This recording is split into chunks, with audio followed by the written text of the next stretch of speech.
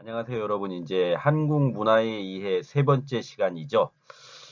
이 앞 시간에 이제 2강에서 여러분과 함께 이제 한국 문화 교육론과 그다음에 한국 문화 전반에 대한 이야기를 했었죠. 그리고 또한 한국인의 정체성에 대한 이야기를 좀 했었습니다. 근데 이제 워낙 그 분량이 많다 보니까 제가 좀 급마무리를 했던 측면도 좀 있고요. 좀 수업 진도를 빼는 데 있어서 좀 시간 배정을 좀 제대로 했어야 되는데 그 부분이 제대로 되지 않은 것 같아서 여러분들에게 일단 죄송스럽습니다. 그 다음에 이제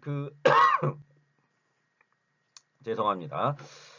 학생들이 하는 질문 중에 그러니까 몇 가지 그 질문들이 올라왔었는데요. 이제 뭐 그것들 중에 보면 이제 한국 문화 교육론에 있어서 문화 교육이라는 것이 실질적으로 언어를 그러니까 한국어를 가르치는 데 있어서 문화의 측면이 교재 안에 제대로 반영되지 못한 부분들이 있을 수도 있습니다. 그리고 그런 교재들을 여러분들이 이제 그동안 한국어를 가르치시면서 교수자로서 어, 교환도 작성해가지고 해보셨던 분도 계실 거고 그렇지 않은 분들도 계실 건데 이제 앞으로 이제 여러분들이 외국으로서 한국 교육이기 때문에 한국어를 이제 가르쳐야 되는 입장에서 본다면 그 문화에 대한 부분들을 교재 안에 포함시켰으면 좋겠다라는 그런 의미로서 제가 말씀을 드렸던 것이지 여러분들이 이제 그런 부분들에 대해서 왜 지금 현재는 그렇게 돼 있지 않는 이 체계에 대한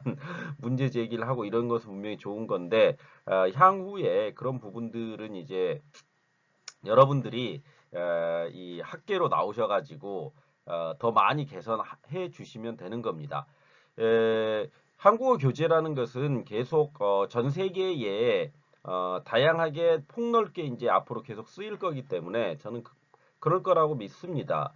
그렇기 때문에 그런 부분들이 어떤 그러니까 확정된 것으로서 어떤 교재가 존재하고 있다고 보지는 않습니다. 계속 개선되어 나가야 될 부분들이 많이 있는 거죠.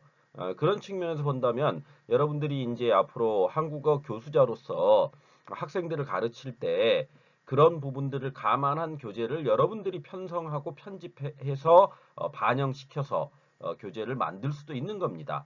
그런 측면에서 이제 제가 추후에 교환에 대한 이야기를 말씀드릴 수도 있다. 뭐 이런 이야기들을 했던 거죠. 그런 측면으로 이해하고 받아들이시면 될 것 같습니다. 오늘 이제 여러분과 다뤄보게 될 부분들은 한국의 언어와 한국의 문학입니다. 그러니까 한국어와 한국어로 만들어진 문학에 대한 문학 작품보다는 문학에 대한 이야기를 전반적으로 해보게 될 겁니다. 그렇다면 여기 이제 수강생들 중에 한 절반 정도는 한국인 학생들이고 한 절반 정도는 이제 외국인 학생들로 구성되어 있는 걸로 제가 알고 있는데요. 물론 이제 외국인 학생들이 조금 더 비중이 높긴 하지요. 그랬을 때 여기 이제 여러분들에게 제가 수업을 이제 항상 말씀드리는 거지만 진행함에 있어서 한국 학생들이 뭐 이런 것까지 가르치나라고 하실 부분들도 있을 겁니다. 오늘 한국어에 대해서 이야기를 할 때는. 그렇지만 이거는 제가 맨 첫 시간에 이제 전제해 드린 것처럼 제가 수업의 어떠한 방향성을 잡을 때 한국어에 대한 한국어라든지 한국 문화에 대한 이해도가 아무래도 이제 한국 학생들보다는 조금 더 떨어지고 있는 외국인 학생들을 대상으로 제가 좀 더 쉽게 설명을 할 것이다라는 것을 말씀드렸기 때문에 한국인 학생들의 경우는 이제 이런 부분들을 제가 이제 그 여러분에게 말씀드리는 부분들을 나중에 이제 한국어 교수자로서 여러분들이 이제 한국어를 가르치거나 혹은 한국 문화를 가르치게 될 때 혹은 한국어를 가르치는데 거기에서 한국 문화와 관련된 말을 하게 될 때 어떤 식으로 쉽게 풀어서 설명해 낼 수 있는가를 저희가 하나의 예시를 제시한다라는 식으로 이해하고 받아들이시고 수업을 들으시면 될 것 같습니다. 아시겠죠? 자, 그런 측면들을 좀 한국 학생들을 좀 이해를 해주시고요. 먼저 한국의 언어에 대한 이야기를 좀 해봅시다. 한국의 언어. 그랬을 때 한국어의 어떤 개념과 특성을 놓고 봤을 때 한국어라는 것은 말 그대로 한국인이 살아가면서 지식, 사상, 감정, 경험 등을 생산하고 전달하고 수용함으로써 문화를 창조하고 향유하고 축적하고 전수하기 위해서 사용하는 말과 글이죠. 그렇다면 이제 그러니까 한국인들이 쓰고 있는 말이 한국어가 되겠죠. 그랬을 때 여기에 나와 있는 향유라든지 축적한다든지 전수한다든지 창조한다든지 이런 것들이 이제 어떠한 그 한국어를 통해서 문화가 만들어지거나 그것을 향유 그러니까 자기가 느끼거나 축적 쌓아가거나 전수 이제 다음 세대로 이어주게 되는 것 이런 것들을 하기 위해서 필요한 사용하는 말과 글을 한국어다 이렇게 이해하고 가시면 될 겁니다. 다음으로 이제 이야기해 볼 것은 인간 언어의 특성에 대한 이야기를 좀 해봅시다. 그럼 인간 언어라는 게 무엇이냐 그랬을 때 인간 언어라는 것은 일단 자의성을 먼저 가지고 있죠. 자의성. 그럼 언어의 기호의 소리, 음성과 의미 그러니까 이제 그 음성과 의미 사이의 관계 그러니까 우리가 이제 뭐 여기서 좀 어려운 말로 들으면 기표와 기이라는 것으로 이야기할 수 있거든요. 기표라는 것은 이렇게 단어로서 나오는 것이고 의미라는 것은 그 안에 숨어 있는 뜻이라는 거죠. 그래서 그 음성으로 우리가 이제 표현되는 소리가 나오죠. 지금 기표와 기이로 들어가면 너무 복잡해지니까 여기 소리와 의미로 이야기를 합시다. 그러니까 음성과 개념으로 이야기를 하면 되겠죠. 그래서 자의성 그 국가만이 가지고 있는 자의성이 있다는 거예요. 그래서 나무목이라는 그 예시를 한번 보면 나무목이라는 의미의 나무라는 소리는 의미의 기호지요. 그러니까 우리가 목 했을 때 목이라는 한자를 놓고 봅시다. 그럼 거기에 이 목을 봤을 때 한국인들은 우리가 이제 월화수목금토일 할 때 요일을 이야기할 때도 목요일 이렇게 얘기하죠. 목요일 할 때 나무목자를 쓰지 않습니까? 그렇기 때문에 목이라는 단어에 나무목이라는 표현이 보게 되면 그것은 이것은 나무구나라는 의미를 이해한다는 겁니다. 혹은 이런 거죠. 우리가 이런 부분들을 생각해 봅시다. 개 하면은 개라는 단어가 있습니다. 그러면은 개라는 단어는 뭡니까? 의미가 네 발이 달려 있고 인간과 친한 애완동물을 우리가 개라고 이야기를 하지요. 그런데 그게 한국에서는 자의적으로 개라는 언어로 표현되고 있죠.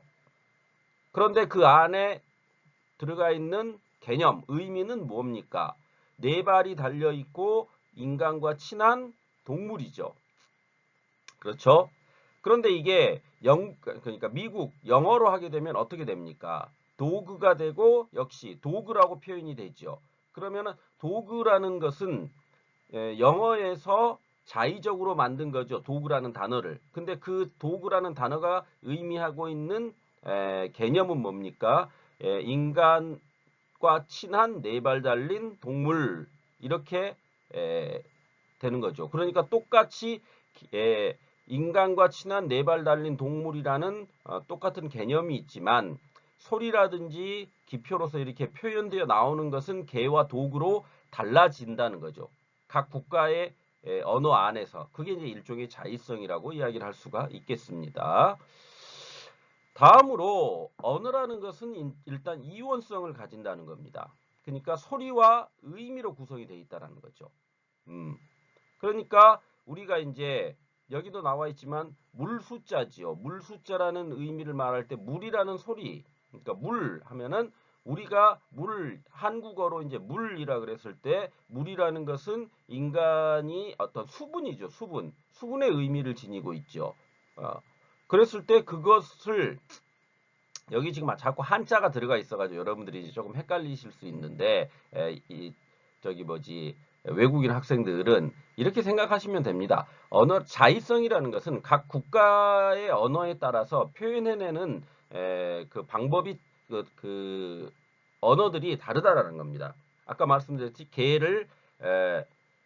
개가 한국에서는 개고 영어에서는 도구죠.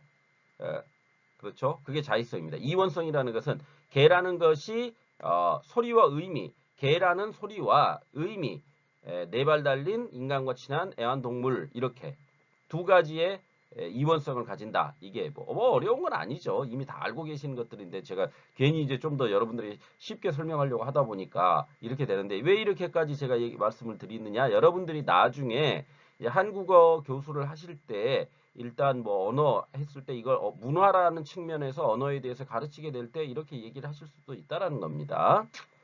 다음으로 이제 분리성 이야기가 나오죠. 분리성. 그래서 기호가 나타내는 외부 세계, 사실 세계는 연속 세계지만 언어로 말미암아 사실을 구분 범주하고 한계에 그어져 경계성이 생긴다는 거죠. 이거는 이제 굉장히 어려운 단어로 말로 지금 되어 있죠. 기호가 외부 세계, 사실 세계는 연속 세계지만 언어로 말미암아 사실을 구분하고 범주화하고 그것에 한계가 그어져 가지고 경계성이 생긴다. 이렇게 되어 있는데 예시를 보면 이해하시기가 쉽습니다. 예시를 보십시다. 예시를 보시면 무지개색을 말할 때 우리는 빨주노초 파남보의 색깔 이야기를 하거든요. 그러면은 빨강과 주황 그러니까 한국에서는 무지개 색깔을 빨주, 노초, 파남보라고 이야기를 합니다. 그런데 그게 전 세계가 공통적으로 빨주, 노초, 파남보라고 말하지는 않습니다. 한국에서만 그렇게 표현을 하고 있지요. 그러면 일단 무지개 색깔을 빨주, 노초, 파남보라고 이야기를 한다 그랬을 때 표면적으로 드러나 있는 무지개 색깔이 빨간색 옆에 주황색, 주황색 옆에 노란색, 노란색 옆에 초록색, 초록색 옆에 파랑색, 파랑색 옆에 남색, 남색 옆에 보라색 이렇게 명확히 구분 지어져 있는 것은 아니지요. 그렇죠. 그러면 무지개라는 그 사물 대상은 기호로서 무지개가 드러난다 그랬을 때 그거는 연속되어 있다라는 겁니다. 색깔 자체가. 그런데 그거를 인간이 언어로서 빨강, 주황 이렇게 구분을 짓고 있죠. 분리해서 말을 하고 있죠. 그런 것들이 바로 분리성이라는 겁니다. 그러니까 어떤 사물 대상이 있을 때 그 사물 대상을 인간은 언어로 표현할 때 자신들이 그러니까 말하기 편하게 분리해서 말을 한다는 겁니다. 무지개 색깔, 빨주노초 파남보야. 한국에서는 이렇게 분리해서 말하기 편하게. 그러면 무지개 색깔은 빨주노초 파남보 색깔이구나 이렇게 이해를 한다는 거죠. 그런데 이게 다른 국가들에 가게 되면은 또 색깔이 조금씩 달라질 수 있겠죠. 그런데 그렇게 그 국가에서 그렇게 색깔을 말하고 있는 것도 역시 뭡니까? 분리해서 말하기 편하게 그러니까 언어를 사용하는 사람들이 편리하게 사용하게끔 그렇게 만들어 놓는다는 겁니다. 그게 이제 언어가 가지고 있는 분리성이 되겠죠. 다음으로 이제 그 창조성이라는 게 있죠. 인간 언어라는 것은 항상 창조가 되죠. 그래서 새로운 문장을 만들어내고 만들어낼 수도 있고 그것을 또한 이해할 수도 있다라는 겁니다. 사회 안에 살아가면서 새롭게 창조되는 언어들이 계속 나타나는 거 아닙니까? 그러니까 한류라는 단어 같은 경우에도 그 류라는 것은 일종의 일본어에서 파생되어 나오는 말입니다. 그런데 그것이 한류라는 그 단어로 창조가 된 후에 어떠한 그 한국의 문화를 일컫는 말로 확정돼 가지고 전 세계의 한류 그러면은 한국의 문화의 그러니까 흐름, 류라는 것은 흐름 아닙니까? 한국 문화의 흐름 이런 식이 되어 있지만 실질적으로는 뭡니까? 한국 문화를 드러낼 때 그냥 일반 보편적으로 만들어진 단어로서 한류 이렇게 얘기를 해버린다는 거죠. 그러니까 한류라는 용어가 사용되기 전에는 한국의 문화 이렇게 이야기를 했다면 어느 순간부터 한국의 문화를 일컫는 창조된 언어로서 한류라는 단어를 쓰게 됐다라는 거죠. 그게 이제 언어가 가지고 있는 창조성이다 이렇게 이야기를 할 수가 있는 겁니다. 다음 언어는 분절성을 가지고 있죠. 그래서 인간의 언어라는 것은 일정한 수와 요소로서 분석될 수 있는 특성을 가지고 있다는 거죠. 그래서 문장이 구는 단어, 단어는 음절은 낫소리로 쪼개지게 되죠. 그러면 자, 여러분 나는 밥을 먹는다라는 것이 있을 때 구라는 건 뭡니까? 나는 밥을 먹는다 이렇게 돼 있죠. 나는 밥을 먹는다 했을 때 그 안에 이제 단순화시키면 이런 거죠. 나는 할 때 나라는 것은 뭡니까? 낫소리로 따지면 니은과 이렇게 되죠. 그게 낫소리죠. 그럼 하나의 음절은 나라는 음절로 만들어지지요. 그 다음에 나는 이 주어가 되죠. 그거는 하나의 단어로 존재하게 되는 거죠. 문장 안에서. 그리고 그것은 하나의 그러니까 나는이기 때문에 이 음절이 되죠. 음절은 하나의 음절은 그 낫소리 하나, 그 낫소리로 만들어진 단어 하나를 하나의 단어라기보다는 하나 음절이라고 이야기를 하지요. 그래서 그것은 하나의 단어를 구성하죠. 음절이 모여가지고 그러니까 뭐 이를테면 밥을 먹는다 했을 때 먹는다라는 단어는 삼음절 먹는다라는 삼음절로 구성되어 있죠. 그럼 나는 밥을 먹는다 이렇게 이것은 구 그러니까 여기 구라는 것은 이제 여러분들이 아유 이걸 구라는 것은 그러니까 두 개 이상의 단어가 이제 통합돼 가지고 나타나는 문법 단위의 하나라고 할 수가 있죠. 그래서 이제 그걸 우리가 보통 이제 어구라고 이야기를 하는 거죠. 어, 이런 것들이 이제 그러니까 그렇게 쪼개져 있다라는 겁니다. 언어라는 것은 그게 분절성이 되겠죠. 다음으로 이제 체계성이죠. 그래서 일정한 원리로 이루어져 있다. 이게 이제 체계성이라고 이야기를 할 수가 있겠죠. 그래서 한글이 자음과 모음으로 결합되어 있다. 이게 언어가 가지고 있는 체계성이 되겠습니다. 이상에서 같이 이제 인간의 언어라는 것은 그 특성을 한 6가지 정도로 말해 볼 수가 있는 거죠. 먼저 자의성, 그 국가마다 그 표현해내는 단어가 자의적으로 만들어져서 표현되고 있다. 표현되고 있다라는 거고요. 두 번째 이제 이원성을 가진다. 그러니까 소리와 의미로 구성되어 있는 이원성을 가진다. 그 다음에 세 번째가 분리성이라는 거죠. 어떠한 사물을 표현해내는 데 있어서 인간 편의에 의해서 이렇게 쪼개놓았다라는 거죠. 분리를 시켜놨다라는 거죠. 그 다음에 창조성을 가진다. 없는 단어들을 필요에 의해서 인간이 만들어서 언어로 구성해서 활용을 한다. 그 다음에 분절성을 가진다. 언어 자체가 수적인 요소로 분석될 수 있다라는 거죠. 그 다음에 체계성을 가진다라는 것은 자음과 모음이라는 그런 체계로 구성되어 있는 것이 인간의 언어이다. 이런 이야기를 했습니다. 여러분 뭐 다 알고 있는 내용을 그냥 제가 다시 한번 말씀드리는 겁니다.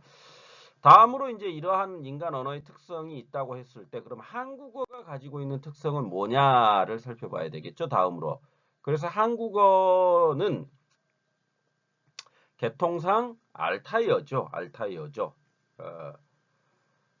그래서 이 알타이어의 특성이라는 것은 공통된 특성이라는 것은 모음 조화. 그러니까 양성은 양성끼리, 음성은 음성끼리. 그래서 먹었다, 먹었다 할 때 어와 먹도 역시 뭡니까? 모음이 어지요. 엇도 모음이 어지요. 그 다음에 막았다 할 때는 막의 모음이 아지요. 그럼 할 때는 역시 모음이 아지요. 그렇게 양성은 양성끼리, 음성은 음성끼리. 그러니까 먹었다는 음성이죠. 그 다음에 막았다는 양성이죠. 그래서 양성은 양성끼리, 음성은 음성끼리 가는 건 모음 조화. 뭐 다 알고 계시는 거 얘기 다시 한번 그냥 하는 겁니다, 여러분. 그 다음에 어두죠. 말의 시작에 자음 조직이 이제 어두의 자음 조직이 제약을 받죠. 그 다음에 교착성을 가지고 있고 그 다음에 관계대명사 및 접속사가 없고요. 기본적으로 모든 문은 명사문으로 되어 있다. 뭐 이런 것들이 이제 알타이어가 가지고 있는 특징이라고 할 수가 있죠. 그랬을 때 먼저 그 다음으로 이제 한국어가 교착어다 이렇게 되어 있는데 교착어라는 것은 실질적 의미를 가진 단어 또는 어간에 문법적 기능을 가진 요소가 결합해가지고 문장 속에서 문법적 역할이나 관계의 차이를 나타내는 언어로 사용된다라는 거죠. 그래서 이 교착어의 예로 아버지 플러스 깨지요. 아버지 플러스 와 이런 것들이 그러니까 실질적 의미를 가진 단어 또는 어간에 그러니까 단어의 중간에 문법적 기능을 가진 요소가 결합을 하죠. 깨와 와와 같은 문법적 기능을 가진 요소가 결합해가지고 아버지 플러스 깨, 아버지 플러스 와 이렇게 되는 것들 이런 것들 이제 교착어라고 이야기를 하는 겁니다. 뭐 다 알고 계시는 건데 제가 뭐 이거 굳이 설명을 해드릴 필요까지는 없는 것 같고요. 그냥 이렇구나라고 그냥 넘어가겠습니다. 제가 다 알고 계시는 거니까. 그 다음에 한국어의 어떤 문장 구성 요소, 주어, 목적어, 서술어죠. 주술관계, 그래서 우리가 주술관계라는 말을 쓰지요. 그래서 주어, 목적어, 서술어 했을 때 아버지가 식사를 하신다 그랬을 때 아버지가가 주어가 되는 것이고요. 식사를 이 목적어가 되는 거죠. 하신다가 서술어가 되겠죠. 그래서 아버지가 하신다. 뭐를? 식사를 그렇게 되는 거죠. 그래서 이 어순이라는 것은 한국어 어순이 이렇게 되어 있는 것이고 영어 어순은 또 다르죠. 그렇게 이제 각 언어들이 가지고 있는 어순이 있는 겁니다. 그래서 이제 다음으로 우리가 살펴볼 거는 네 번째, 한국어는 높임법이 발달된 언어지요. 그래서 아버지께서 진지를 드신다 이렇게 했을 때 진지라는 건 이제 밥을 높여 부르는 말이죠. 그래서 아버지께서 진지를 드신다라는 것도 먹는다는 표현을 높여서 부르는 거죠. 그래서 그러니까 원래대로 한다면은 아버지가 밥을 먹는다가 되는데 그거를 높임법에 따라서 높여서 부르게 될 때는 아버지께서 진지를 드신다 이와 같은 표현을 쓰게 된다라는 거죠. 그래서 이 한국의 높임법이 발달되다 보니까 높임법을 표현하는 그 어휘들도 굉장히 다양하고 이런 거죠. 아버지의 말을 할아버지에게 전달을 할 때는 할아버지가 아버지보다 윗대의 사람이기 때문에 아버지 말을 낮춰서 할아버지한테 말을 전달해야 되죠. 그러니까 아버지께서가 아니라 아버지가 이렇게 들어가겠죠. 그런데 이제 할아버지의 말을 또 아버지에게 전달할 때는 뭡니까? 할아버지가 더 윗대의 사람이기 때문에 할아버지께서라고 아버지에게 말을 해야 되는 거죠. 이렇게 누군가의 말을 전달할 때도 그 높임의 대상이 높느냐 낮느냐에 따라서 표현이 달라지게 된다라는 거죠. 그래서 한국어 높임법이 굉장히 어렵습니다. 한국인들조차도 그 높임법을 굉장히 헷갈려하는 사람들이 있지요. 그래서 이제 이 부분들은 그 외국인 학생들 같은 경우 모르는 부분들이 있고 이럴 때는 반드시 물어봐야 됩니다. 그러니까 표현을 할 때 알겠죠? 다음으로 이제 우리가 특징 다섯 번째로 이야기할 수 있는 것은 한국어는 꾸미는 말이 꾸밈을 받는 말 앞에 놓인다라는 거죠. 그래서 먹는 사람, 예쁜 여자 할 때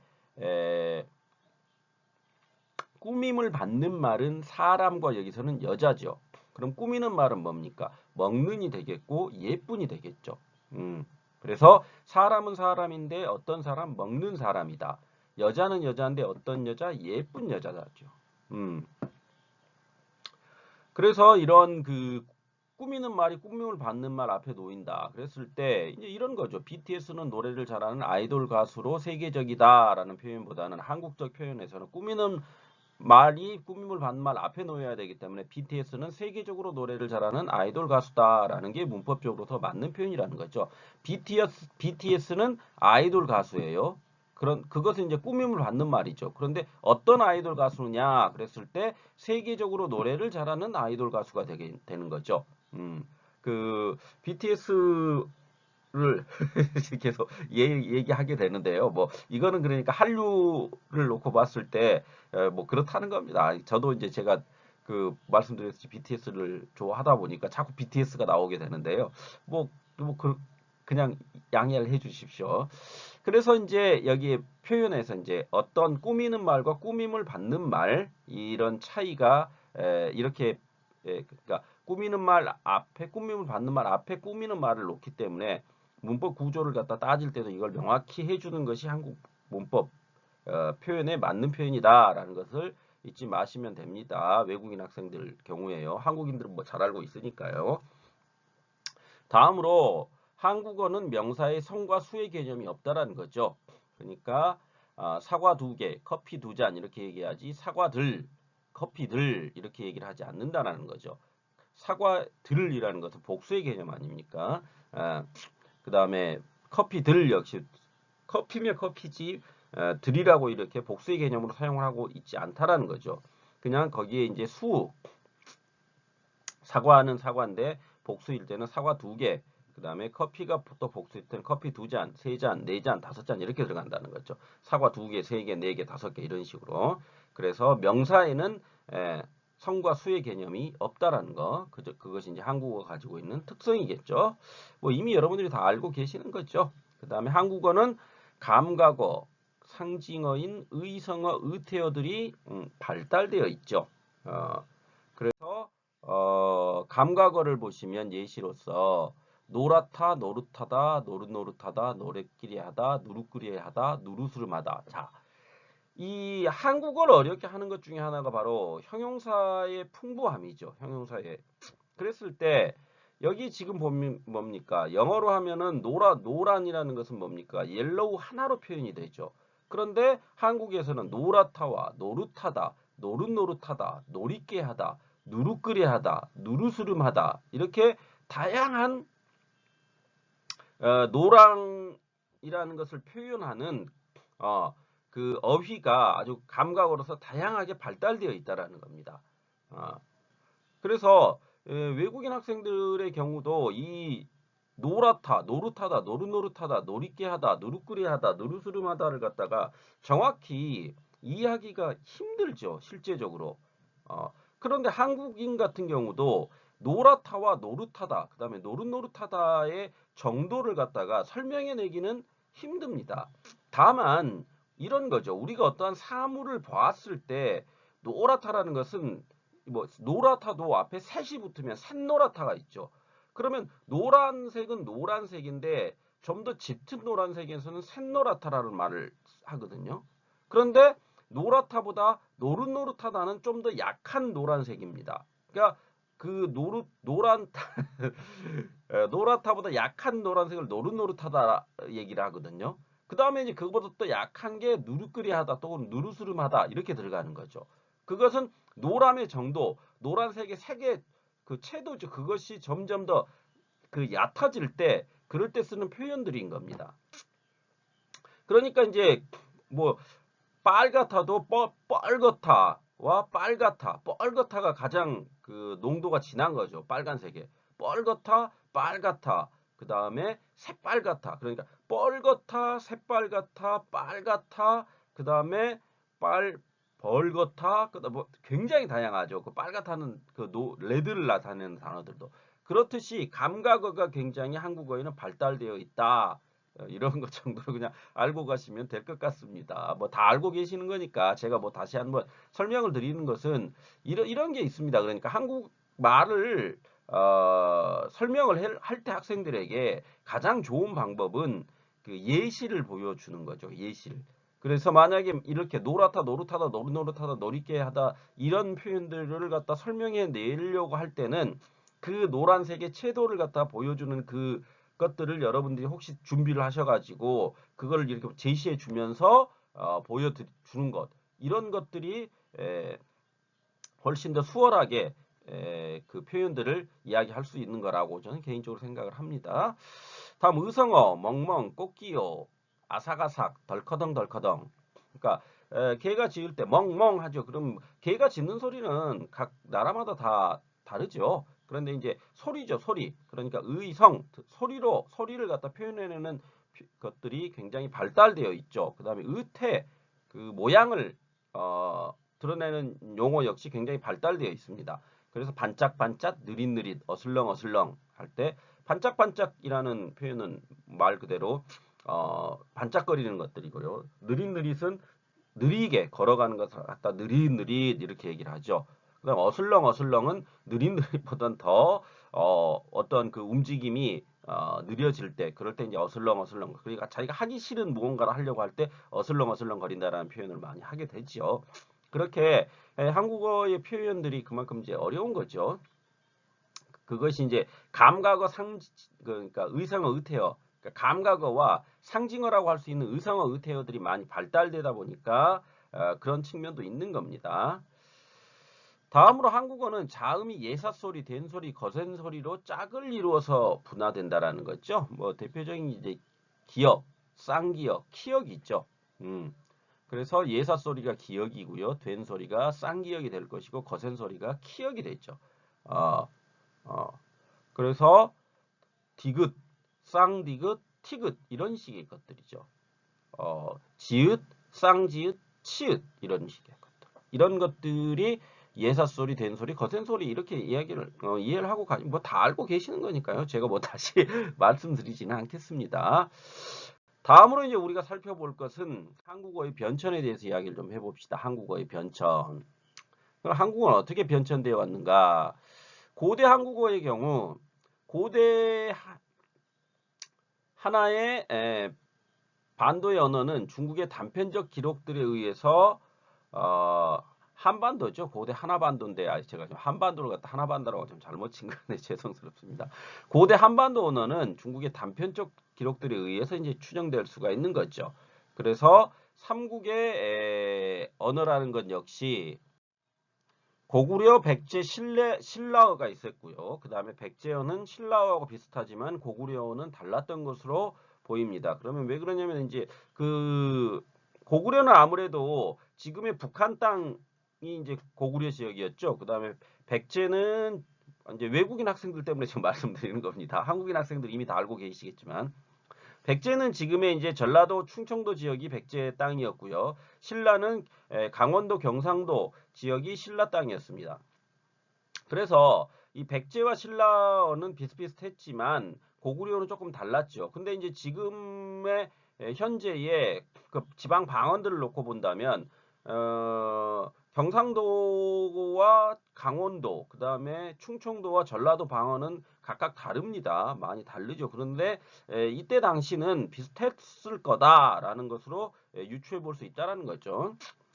그 다음에 남북국 시대, 이제 이 삼국시대가 지나고 나서 통일신라, 그러니까 신라가 고구려와 백제를 멸망시키고 통일신라를 건국하고요. 거기에 이제 발해, 고구려의 후예였던 그 옛날 고구려 지역에 발해, 그 고구려 후예들이 발해라는 나라를 세우지 않습니까? 그게 이제 그래서 남북국 시대라고 하지 않습니까? 그래서 이 남북국 시대 통일신라에서는 신라어가 주류어가 될 수밖에 없는 거죠. 통일신라이기 때문에. 다음에 전기 중세국어의 경우는 10세기 말부터 15세기 중엽의 훈민정음 창제 전까지의 고려에 해당이 되는 거죠. 훈민정음 창제 전까지를 말합니다. 전기 중세국어라는 것은. 그래서 고려이기 때문에 고려의 수도였던 개성어가 중심이 되죠. 그래서 신라어와 고구려도 고토 언어, 옛날 언어로서 존재를 했었고요. 신라 서북방언이 함께 존재하는 중앙어들, 그러니까 개성어가 중심이 되긴 하지만 그 개성어 안에 여러 가지 언어들이 복합돼 가지고 복합적인 언어를 만들어냈다라는 거죠. 그 중앙어로. 그게 이제 전기 중세국어의 특징이다. 이렇게 이해를 하시면 될 것 같습니다.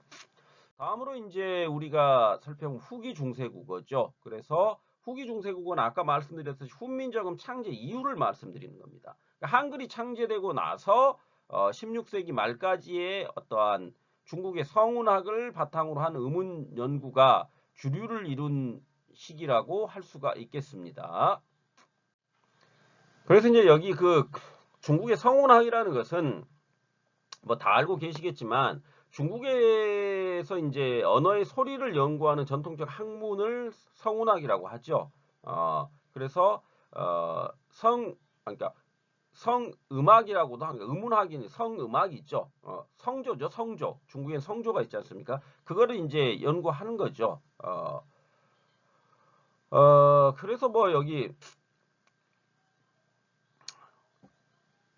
훈민정음 창제 이후에 그러니까 중국의 그러한 그 성조를 연구하는 그 학문을 바탕으로 한 의문 연구가 역시 한국에서도 이루어졌다 이런 정도로 이해를 하고 하시면 될 것 같습니다.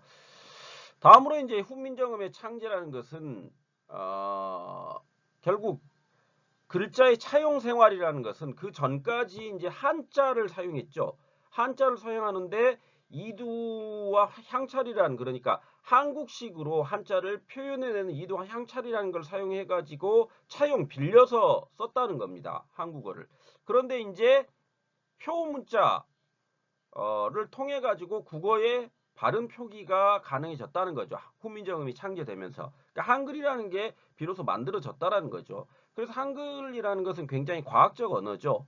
그래서 한글의 어떤 구성 원리들을 놓고 보면 입의 어떠한 발음 체계를 갖다 다 연구를 해가지고 그거에 의해서 한글이 창제가 된 거 아닙니까? 예, 그런 부분들이 있다는 겁니다.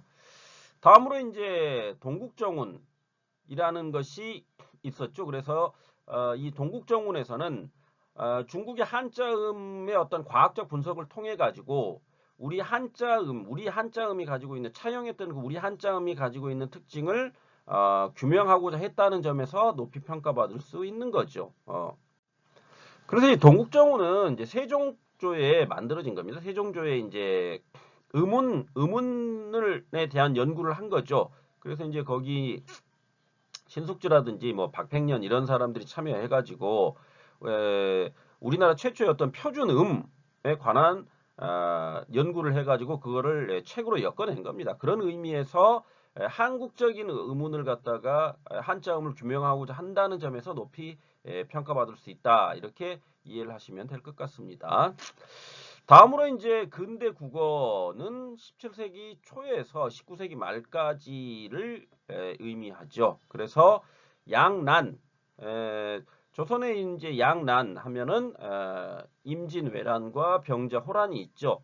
그래서 그러니까 일본과의 전쟁을 했던 것이 이제 임진왜란이고요.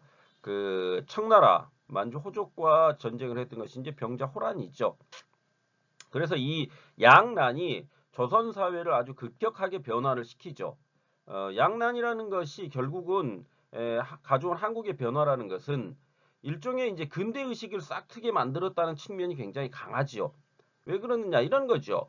양난 이전까지는 민중들이 국가가 이제 어떠한 자신들을 지켜줄 거라는 그런 생각들을 가지고 있었죠.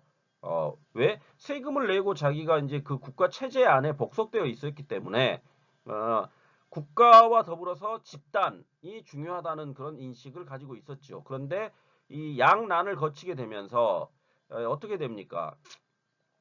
임진왜란 때는 왕이 의지로 도망을 가죠. 속된 말로 얘기하면 왜구를 일본군을 피해 가지고 그렇게 되기 때문에 자신을 지켜주리라고 믿었던 왕이 도망을 가버립니다. 그 다음에 병자호란 때는 남한산속으로 들어가 버리지 않습니까? 들어가가지고 자기들끼리 막 그 안에서 싸우고 있죠. 그렇다면 역시 민중들이 또 한 번 배신을 당하게 되는 거죠. 지도부, 그러니까 정권에게. 그렇게 되다 보니까 민중들의 의식이라는 것은 더 이상 이제 국가가 나를 지켜주지 않는구나라는 것으로 생각이 하게 되고 근대의 어떠한 핵심이라고 할 수 있는 자아를 각성하게 되는 거죠. 나는 내 스스로가 나를 지켜야 한다라는 그런 자아각성이 이루어진다라는 겁니다. 그렇게 되다 보니까 이 양난 이후에 경제 체제라는 것도 근대의 어떠한 그런 체제로 흘러가는 측면이 있었고요. 인식의 측면에서도 자아의 각성이라는 측면들이 있었다라는 겁니다. 그래서 이제 그러한 시대적 변화와 맞물려서 현대 국어로 이어지는 어떤 과도기적 형태의 근대 국어가 등장을 하게 된다는 겁니다.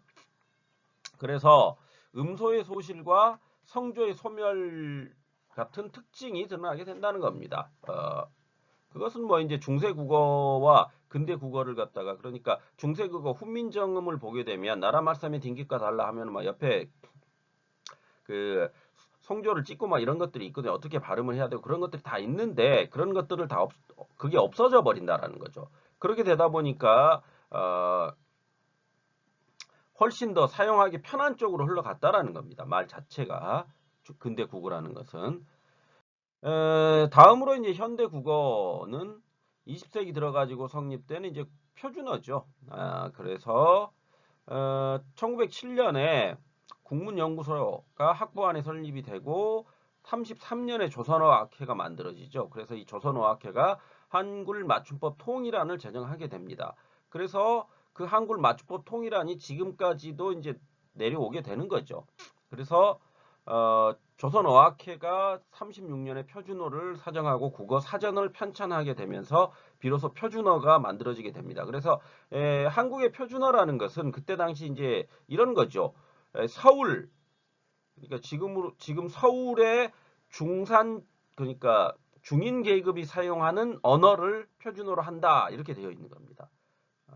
그게 이제 현대 국어의 어떠한 그 표준어를 만든 그 원칙이라고 보시면 되겠죠.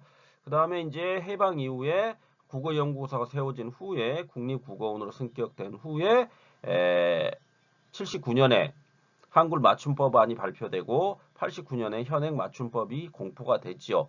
그래서 이제 이 현행 맞춤법, 근데 이 맞춤법이라는 것은 시대의 변화에 따라서 점점 편한 쪽으로 바뀌어 가고 있습니다. 그러니까 우리가 이제 월세를 표현할 때도 예전에는 삭월세라고 얘기를 했거든요. 삭월세 이렇게 해가지고 시읒 그다음에 밑에 기역 시읒 해가지고 삭월세 이런 식으로 표현을 했는데 지금은 사글세라 그래 버리죠. 사글세 이기 편하게. 그다음에 뭐 이런 거죠. 소고기와 쇠고기 했을 때 표준어로 어느 게 표준어냐? 소고기, 쇠고기 했을 때 어느 쪽이 표준어일 것 같습니까? 둘 다 표준어죠. 둘 다 표준어입니다. 그러니까 소고기라고 써도 맞고요, 쇠고기라고 써도 맞는 겁니다. 편한 쪽으로 흘러가고 있다는 겁니다. 이렇듯이 맞춤법은 쓰기 편한 쪽으로 흘러가고 있기 때문에 계속 변화될 수 있다는 측면이 있는 겁니다. 이게 이제 현대 국어의 특징이다, 이렇게 이해하시면 되겠죠. 다음으로 이제 훈민정음 창제와 구성을 했을 때 훈민정음이라는 것은 백성을 훈민, 그러니까 가르칠 훈자죠. 그 다음에 백성 민자죠. 바를 정자의 그러니까 소리 음자죠. 그래서 훈민정음, 그래서 백성을 가르치는 바른 소리다. 그래서 세종이 이제 만든 거죠. 조선 4대 임금이었던. 그런데 이제 이 훈민정음을 창제했다라는 것은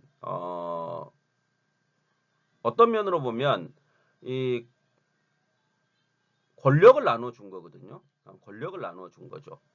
그렇기 때문에 이 지배층이었던 양반 계급에서는 이 훈민정음을 폄하할 필요가 있었죠. 그래서 언문이라든지 반절, 언서, 암클과 같이 천시를 하게 됩니다.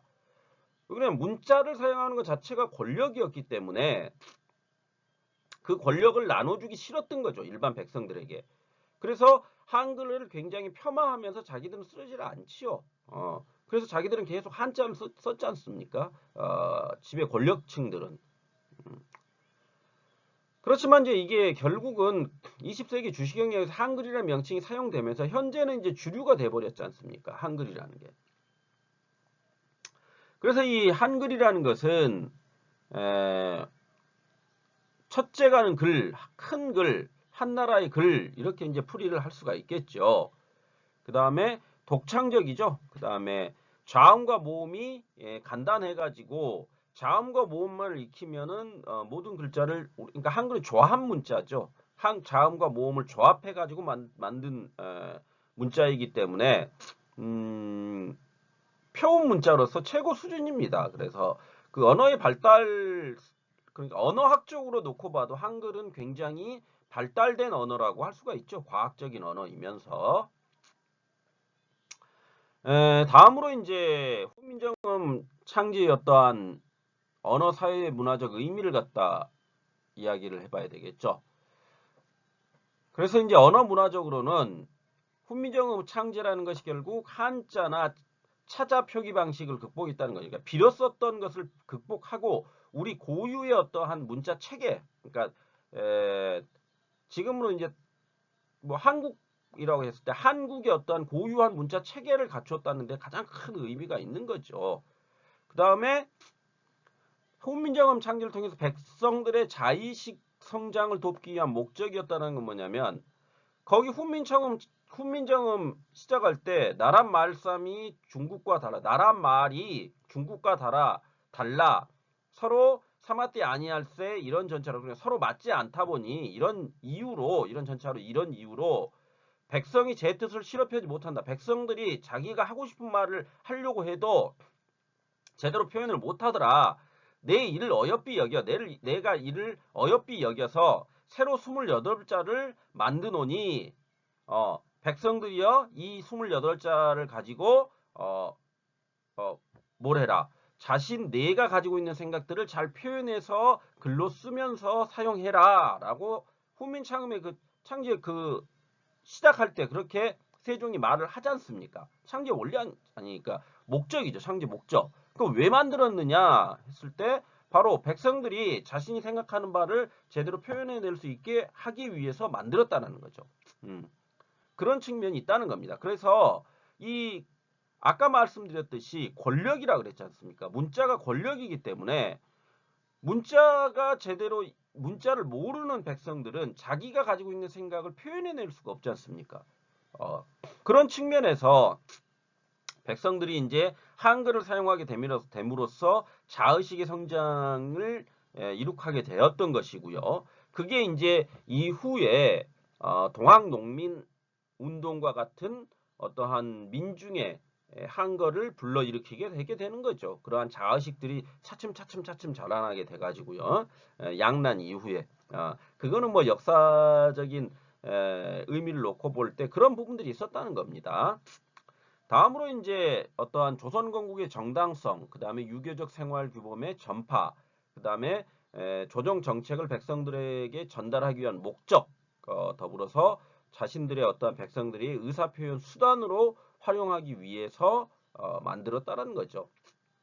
그러니까 한글을 통해 가지고 조선 건국의 정당성, 그러니까 용비어천가에 나와 있지 않습니까? 용비어천가를 보면 뭡니까? 해동육룡이 나라샤 그랬지 않습니까? 그러면은 거기에 이제 우리는 미리 준비를 했다는 거 아닙니까? 그 역시 이런 거죠. 왜 조선 그러니까 4대 왕이었던 세종이 훈민정음이라든지 용비어천가 이런 것들을 통해 가지고 조선 건국의 명분 쌓기를 그러니까 어느 정권이든지 실질적으로 국가가 건설이 되면 그 국가라는 것을 통치하고 유지시키기 위해서는 그 통치의 정당성이라는 것을 명분이라는 것을 명확히 해놔야 되거든요. 그런 측면에서 한글 역시 훈민정음 창제라는 것도 역시 어떤 조선 건국의 정당성 측면에서도 어느 정도 일조를 하고 있다라는 거죠. 그러니까 우리가 조선을 건국했고 이러한 조선 사회 안에서 백성들이여 이렇게 글자까지 만들어 주니까 얼마나 살기 좋은 세상이니 그러니까 우리 조선을 믿고 따라라 이런 거죠. 그 다음에 이 유교가 생활 규범 국가의 통치 이데올로기가 돼버리지 않습니까? 유학이 아니라 유교지요. 하나의 종교로서 통치 이데올로기로 작동을 해버렸다는 겁니다. 그렇게 되니까 모든 생활 규범 안에서 어떤 유교의 특성에 맞는 생활 규범을 만들어내라는 거죠. 고려조는 오히려 남녀 평등의 세상이었습니다. 그렇지만 조선조에 이르게 되면 유교의 영향으로 인해 가지고 남성 존중의 어떠한 문화라는 것들, 그 다음에 남성 위주의 문화라는 것들이 굉장히 많은 힘을 갖게 돼버리는 거죠. 그게 이제 현재의 한국 사회로까지 이어지고 있는 측면이 있는 겁니다. 그런 부분들을 고려해 보셔야 되겠죠. 좀 또 말이 길어지고 있네요. 이제 빨리빨리 넘어갑시다. 다음으로 생각해 볼 것은 한국어의 문화어입니다. 그래서 여러분들이 제가 이제 한국어가 가지고 있는 문화어들을 쭉 이제 여기 나열시켜 놓았는데요.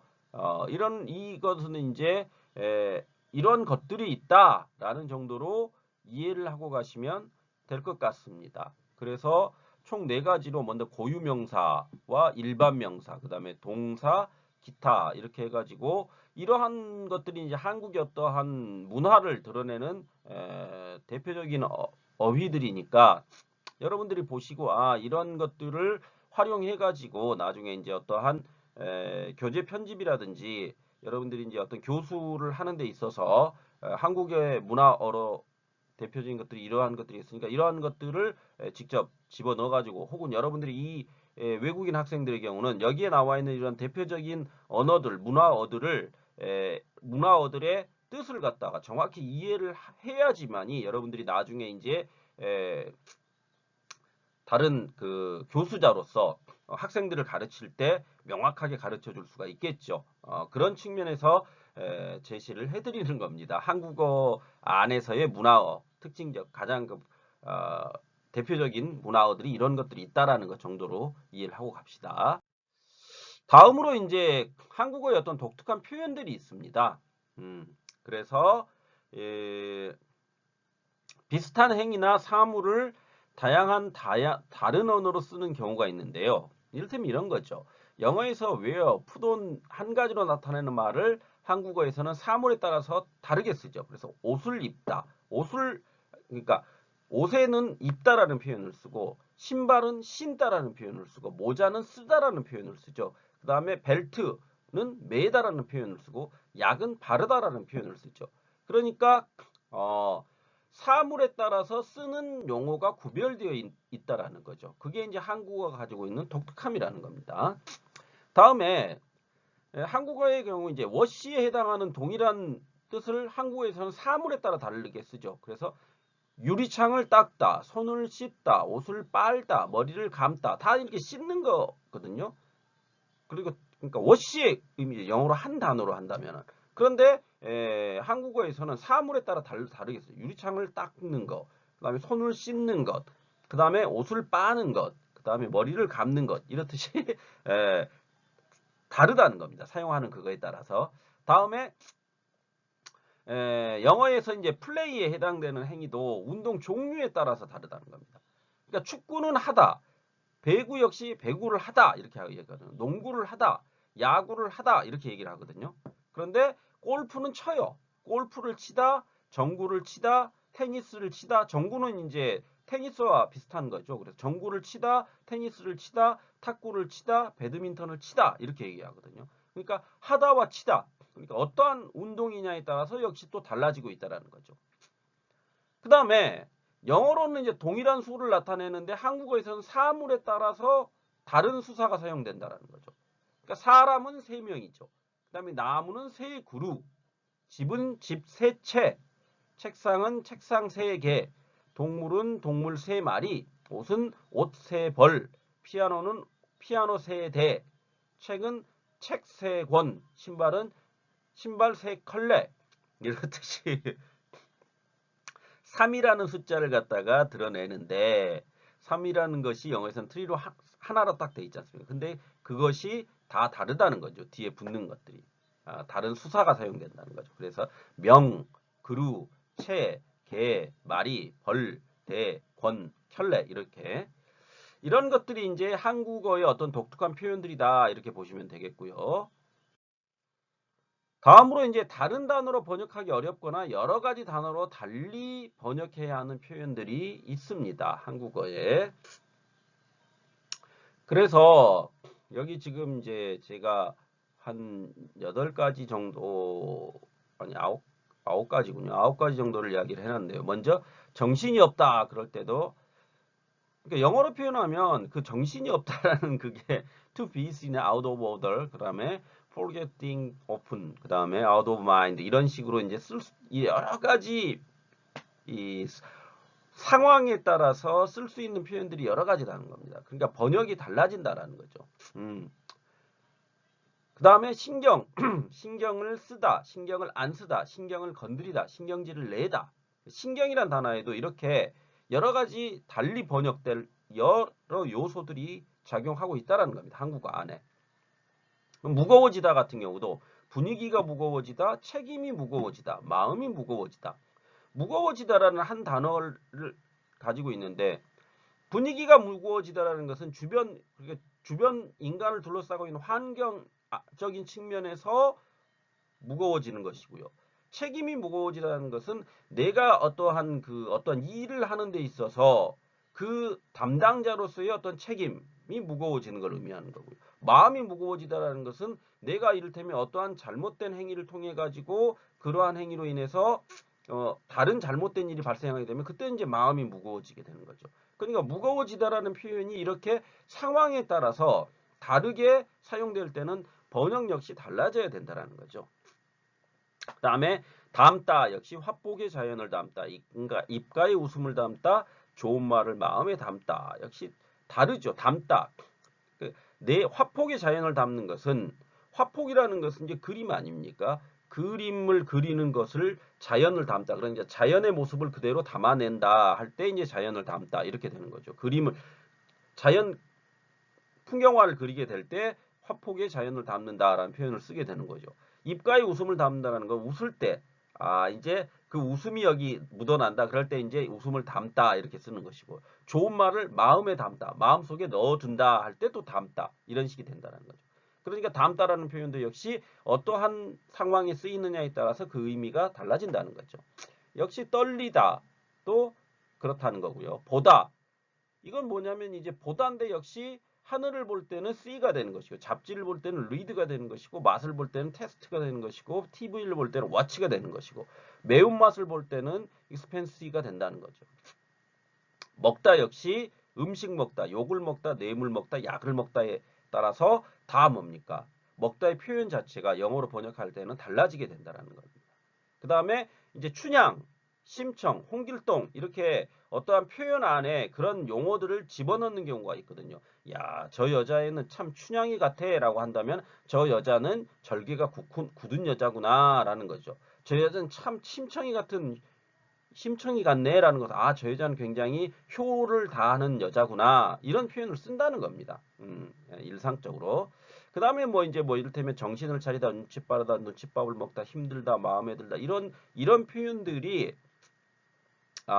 번역이 어렵거나 여러 가지 단어로 번역될 수 있는 부분들이 있기 때문에 여러분들이 특히 외국인 학생들의 경우 한국인 학생들도 이러한 표현들을 제대로 이해를 해가지고 학생들에게 이해를 시킬 때 문화어로서 학생들이 문화를 훨씬 더 수월하게 혹은 한국어를 보다 수월하게 받아들일 수 있다라는 측면을 강조해 드리기 위해서 제가 예시로 이렇게 한국의 언어의 마지막 부분에 이러한 예시들을 좀 끌어왔습니다.